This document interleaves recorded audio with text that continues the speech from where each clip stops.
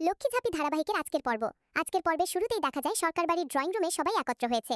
দীপ রাগে ঝাঁপিকে বলে, তোর পরিকল্পনা মাফিক এই বিয়েটা হয়েছে, এটা কোনো দুর্ঘটনা নয়, সবই তুই আগে থেকে সাজিয়েছিলি। ঝাঁপি কষ্ট পেয়ে বলে, এসব আমার কোনো প্ল্যান ছিল না, আমি কেন এমন কিছু করব।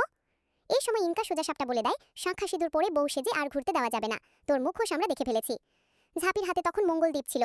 ইনকা সেটা ফেলতে চাইলে ঝাঁপি দৃঢ় কণ্ঠে বলে, আমার মঙ্গলদ্বীপে হাত দিলে হাত ভেঙে দেব, মিথ্যা অভিযোগের বোঝা আমি বইতে চাই না। ঝাঁপি এরপর দীপকে অনুরোধ করে, আমাকে মাত্র 2 দিন সময় দাও, আমি প্রমাণ করব আসল সত্যিটা। এখনই কিছু বলতে পারছি না, কারণ কোনো প্রমাণ আমার হাতে নেই। পরের দৃশ্যে দেখা যায় ঝাঁপি ঘরে বসে কাঁদছে।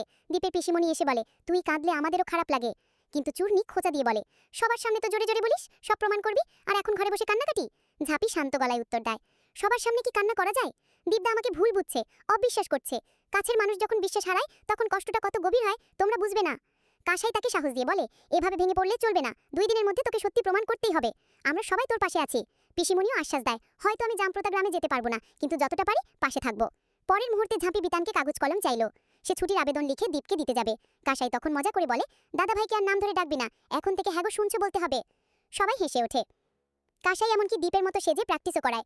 ঝাঁপি লজ্জা পেয়ে বলে, তোমার কফির কাপটা আগে খাও, আমি দীপদাকে চিঠিটা দিয়ে আসি। ঝাঁপি রাতে দীপের ঘরে গিয়ে দরজায় কড়া নাড়ে। ভেতর থেকে দীপ অবাক হয়ে বলে, এত রাতে কে? দরজা খুলে ঝাঁপিকে দেখে সে রেগে ওঠে, তুই এত রাতে আমার ঘরে কেন? ঝাঁপি শান্তভাবে চিঠি এগিয়ে দিয়ে বলে, সকালে হয়তো সময় পাবো না, তাই এখনই ছুটির আবেদন দিলাম, আমাকে জামপ্রতা গ্রামে যেতে হবে, নির্দোষ প্রমাণ করতে হলে 2 দিন সময় চাই।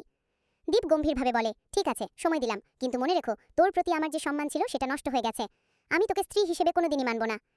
এই কথোপকথন কাসাই, চুন্নি আর বিতান আড়ি পেতে শুনছিল। কাসাই তাদের ধমক দিয়ে বলে, স্বামী স্ত্রীর কথা শুনতে নেই, এখান থেকে যা।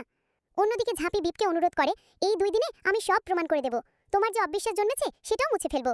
ঠিক তখন দীপ প্রশ্ন করে, তুই আমাকে একটু আগে কে বলে রাখলি? দীপদা বললি তো, তাহলে হ্যাগো শুনছো বললি কেন?